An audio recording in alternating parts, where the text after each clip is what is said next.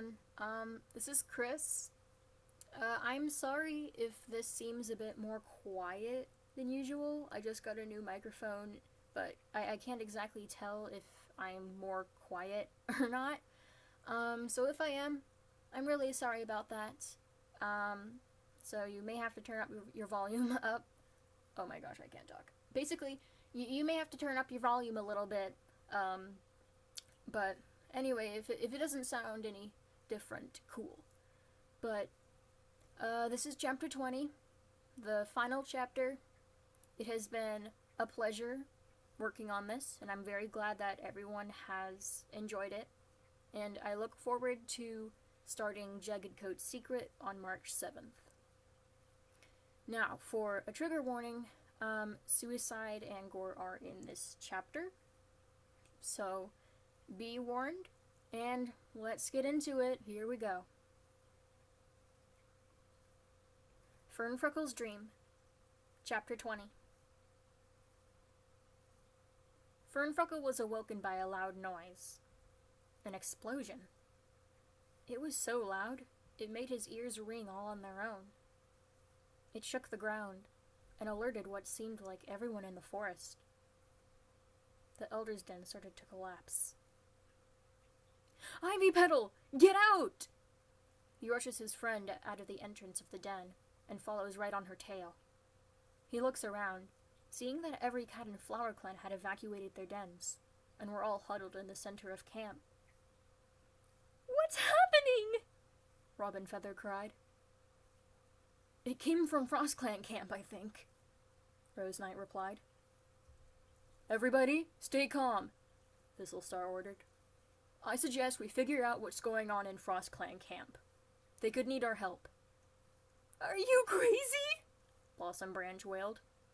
"What if we die?" "I'd like everyone to follow me. I will stay in front, so in case anything happens, I will know first. I, unlike all of you, have more than one life to lose." Thistlestar dips his head. "I'd like to keep my clan as safe as possible, but Frost Clan cats are our allies, so I feel as if we should check on them." "I agree with Thistlestar," Rose Knight stated. "They're a clan, just like us. We should have their backs." Meows of approval erupt from the crowd. "What could have even caused an explosion like that?" Floxberry asked. "We're about to find out," Golden Tuft sighed. "Flower Clan, move out!" Thistlestar flicked his tail and started leading his clan in the direction of Frost Clan camp. Even the queens were carrying their kits with them, Creamkit and Notekit riding on Honeyshade's back. Fernfreckle walked beside Ivy Petal, his heart racing. After a while of walking, they reached Frost Clan camp. Bracken Clan and Moss Clan were also there, most cats looking worried out of their minds. Fernfreckle waves at Stone Star shyly, who gave him a short nod. "Dad!" Falconpaw pushes his way through the crowd and hugs him. "I'm so glad to see that you're okay. I couldn't find you while we were all walking here." "The elders just happened to be in the back," Ivy Petal meowed. "I'm sorry about that, sweetie." "Cricket Paw! Dad is all right!" Falconpaw called. "Oh, cool," Cricket Paw responded, not paying too much attention to them. His eyes are darting around the Frost Clan cats, as if he were looking for a specific someone.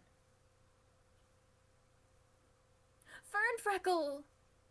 Hollygaze wiggles her way out of the Moss Clan crowd. "You're safe. Thank goodness." "Why wouldn't I be?" he purrs as he exchanges soft headbutts with his old friend. "That explosion, obviously. Do you know what it was?" "I don't." He shakes his head. "Cottonleaf said that it came from the den Batwatcher was locked up in. The whole thing just exploded out of nowhere and killed Frost Clan Elder in the process. Pebblewish, I think, was his name." "Why was she locked up?" His voice rises sharply with panic. She and Pebblewish are the main suspects to be the killer, Hollygaze explained. So Bonestar decided to lock them up and see if any murders happened. Is Batwatcher okay? He feels his mind start to race. Who am I kidding? How could she have survived a den exploding? I don't know, she sighed. We found Pebblewish's body underneath all the rubble, but no Batwatcher at all. Not even any footprints in the snow. Impossible. He clutches his head slightly. But before he knew it, Cat started to fall silent. Did you hear that? A scream! Hollygaze gasped. I didn't hear anything, Fernfreckle mumbled, confused. He suddenly feels a warm presence from behind him. He quickly turned around, and to his shock, StarClan cats were standing there, right in front of everyone's eyes. They were all victims of the killer. Cloverbreeze, Dawnfleck, Trout Whisper, Swangaze, Stoneback, Plumfall, and Whitepelt. But Plumfall, Fernfreckle whispered, and Swangaze. Before he knew it, the familiar shape of Salmon Stream joined them, stars softly glowing in her pelt. Wait, since when did Salmon Stream die? Fernfreckle's eyes widened with horror. Salmon Stream's son, Mouseleaf, watched her join the other spirits, his eyes also wide with shock. What? Mouseleaf chokes. Where is... Now is not the time, Salmon Stream said softly. Whitepelt took a few steps forward. Eyes open. What? A tiny voice pipes up.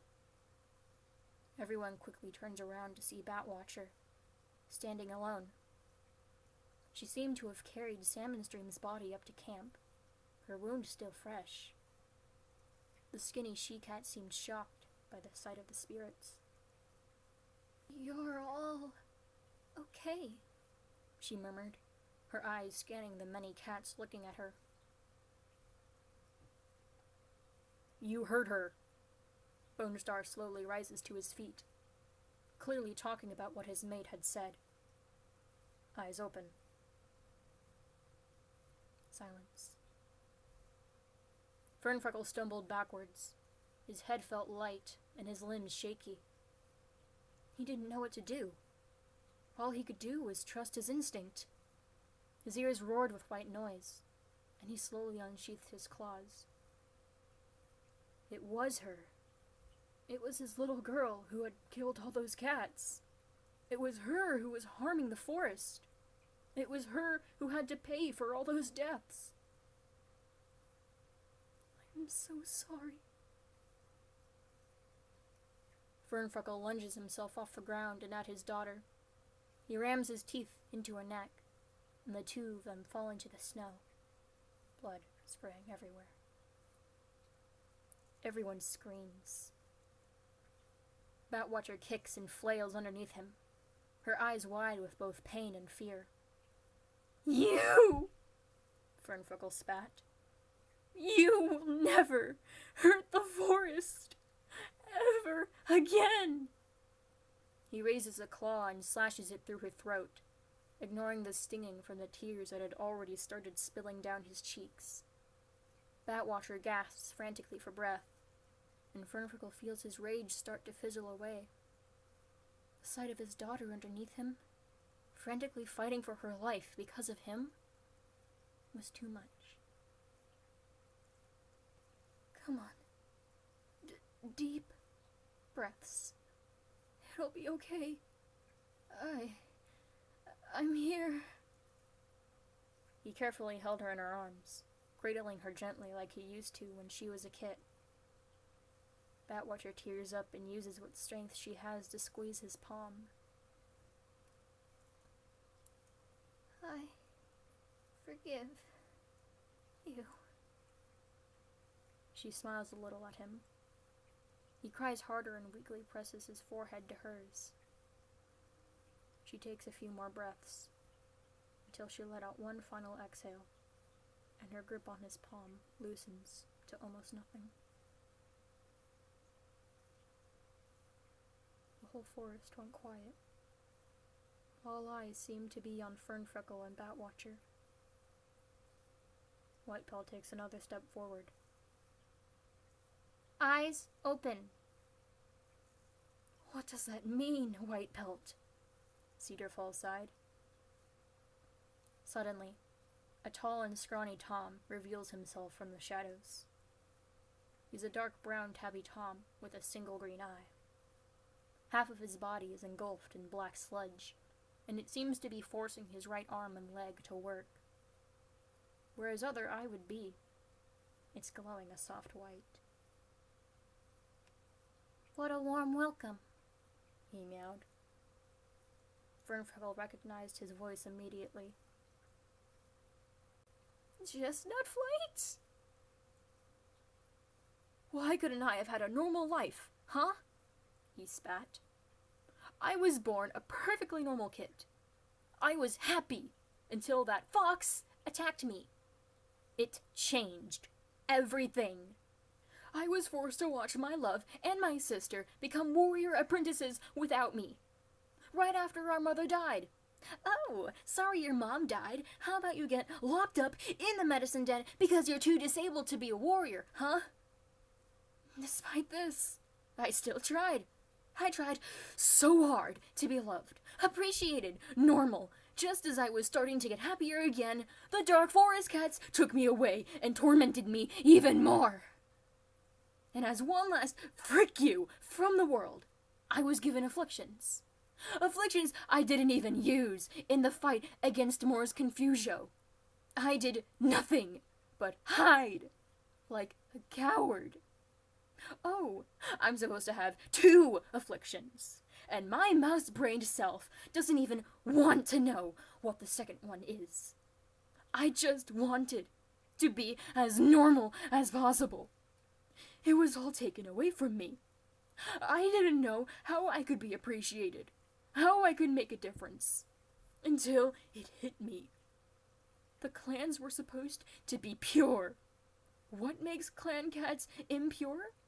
Breaking the warrior code. If I got rid of all the code-breaking filth, the forest would finally be clean again. I just wanted to help. I know murder is against the code, so my plan was to kill myself after I finished killing every last codebreaker.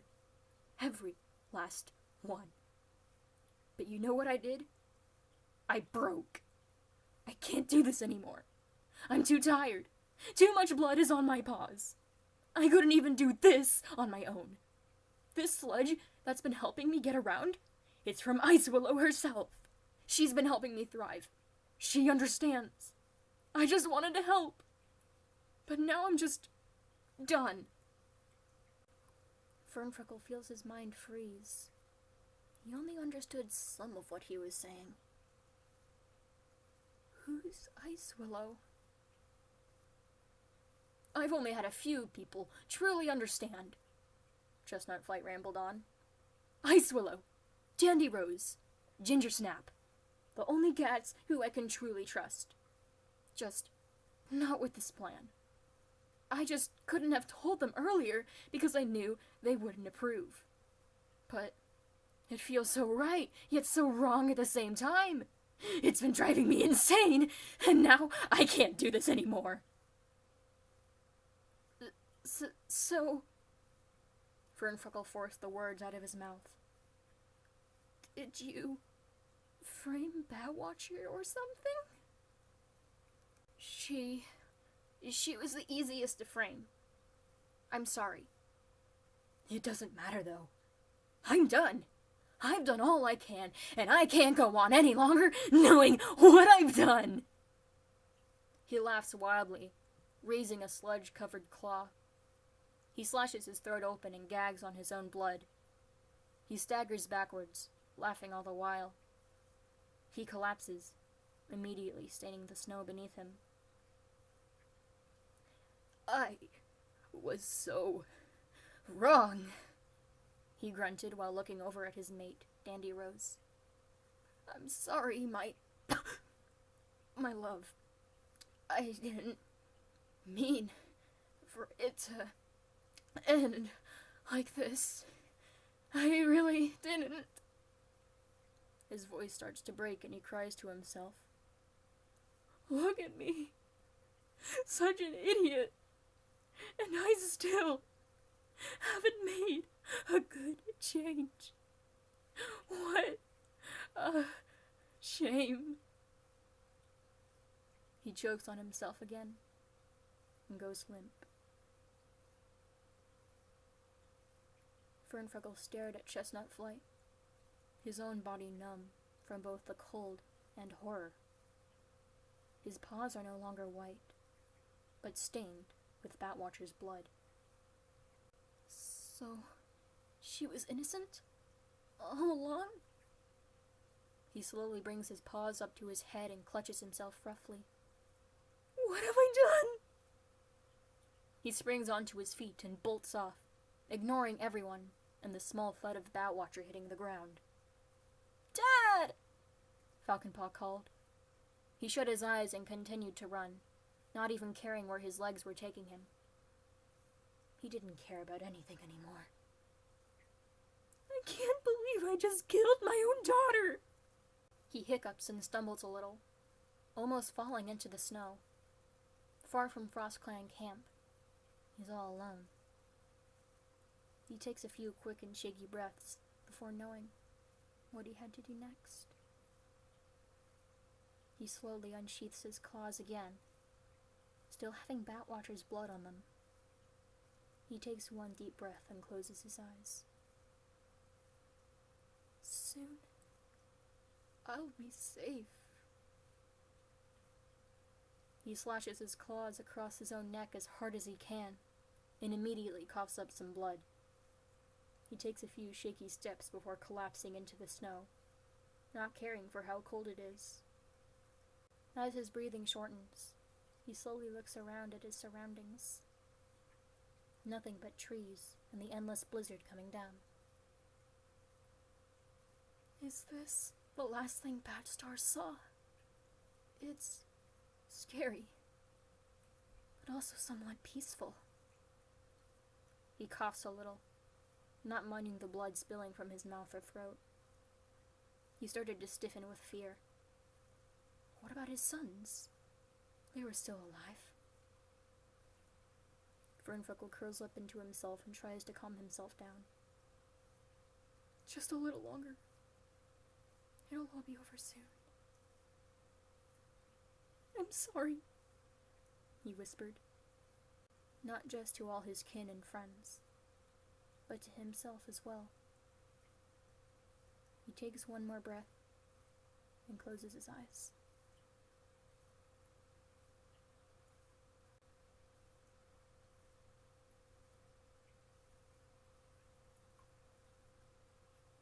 Fernfreckle slowly wakes up, but dares not to open his eyes again. Was he ready to face StarClan? To become a member himself? Was he even going to StarClan? After about a minute of worrying, he opens his eyes, just to see himself in the same spot. Still in the forest, still in the snow. He slowly gets onto his feet and stretches. He felt light. Dad!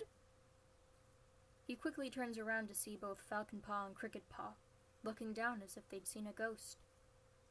Dad! Wake up! Falconpaw rushes over to him and frantically shakes something. Fernfreckle looks down, and to his horror, he sees that he's standing over his own body. Cricketpaw! He isn't waking up! Falconpaw sobbed. Falconpaw, I'm here. Fernfreckle reaches out for his son, but his paw goes right through him. He tries again, only to be met with the same result. Why isn't it working? He gasped. You should be able to see me! He frantically tries to hug the crying Falconpaw, but he feels like he's hugging nothing but air. He feels himself start to cry again. Falcon Paw, please. Dad's here. Cricket Paw is watching his brother crouch over Fernfreckle's body, too stiff and shocked to even cry. Falcon Paw, just take deep breaths, Fernfreckle sobbed. He suddenly feels something gently touch his back. He whips around and unsheaths his claws in a panic, only to be greeted with a familiar smile. Tell me when you're ready to go. All right? Darkstar purred. Our kids are strong. They will be all right. The most we can do for them now is to watch over them. Darkstar's eyes are the same soft gray, but he looks just as young and as handsome as he did when Fernfreckle first laid his eyes on him. His smile was enough to make Fernfreckle break down even harder, a hiccuping, sobbing mess. I can't leave them, he choked. They're my sons. You'll never leave them. Both of us will always be right here for them, even if they can't see us. Fernfreckle cries even harder. Why can't I just hug him one more time? It's because we need to go, Fernie, Darkstar replied. You have so many cats up in StarClan who want to see you again. Blue Creek, Lilac Pelt, Brindle Patch, Beaver Flash, Batstar, Plumfall. I can't! Fernfreckle shrivels up even more. I wasn't ready to die! I'm so sorry! You have nothing to apologize for, Darkstar meows calmingly. I do!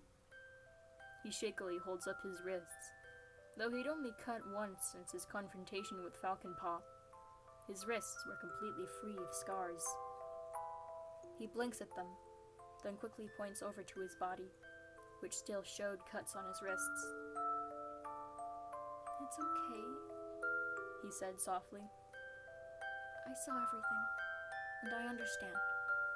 But what matters now is that you're coming to StarClan with me. But our kids... All three of them will be just fine. They're their own cats now, practically adults. They have their whole lives ahead of them. All three? Isn't Batwatcher in StarClan too? A leader saved her. She's alive. She is? He frantically looks around. Wait. Darkstar stopped him. You'll see her when she goes to the Moonstone. She is a medicine cat. But for now, we have to go. Okay? Fernfreckle looks back at Falcon Paw and Cricket Paw, then over at Darkstar again. He opens his mouth to speak, but no words come out. Darkstar smiles. I've missed you, Fernie. I've missed you too. So much. Every day. He starts to laugh a little. Look at me now, walking with the stars. Look at me! He laughs louder and harder, and soon happy tears start streaming down his face rather than sad ones. Darkstar smiles a little more. I'm walking with the stars! With you! He throws himself at Darkstar and squeezes him tightly. He lifts him up and spins him around in a few circles, laughing all the while. Darkstar, surprised, hugs back and giggles. You know I love you, right? He purrs. I love you too! Fernfreckle cries, a big smile on his face. And I get to stay with you! Of course you do, he chuckles. He licks the top of Fernfreckle's head. Now are you ready to go? I think so, Fernfreckle replied, starting to calm down. He lets Darkstar go and carefully walks up to Cricket Paw. He touches his nose to his shoulder. Take care of yourself, Cricket Paw, he murmured. He rushes over to Falcon Paw next, and rests his paw on his trembling back. Stay strong, Falcon Paw. Let that kindness in your heart do so much for you and the cats you love. He slowly lifts his head up in the air and lets his paw fall into the snow. Bat Watcher, wherever you are, I'm sorry. And I wish you only the best. I love you. And again, I'm sorry. A moment of silence passes before he looks back at Darkstar. He approaches him and gently presses himself up against him.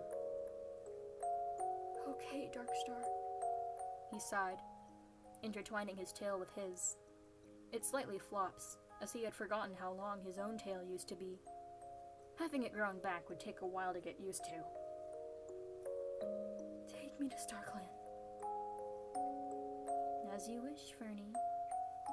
Darkstar licks Fernfreckle's cheek and slightly tugs on his tail, gesturing him to follow. The two walk off, ready to pursue their dream of being together in the stars. The end.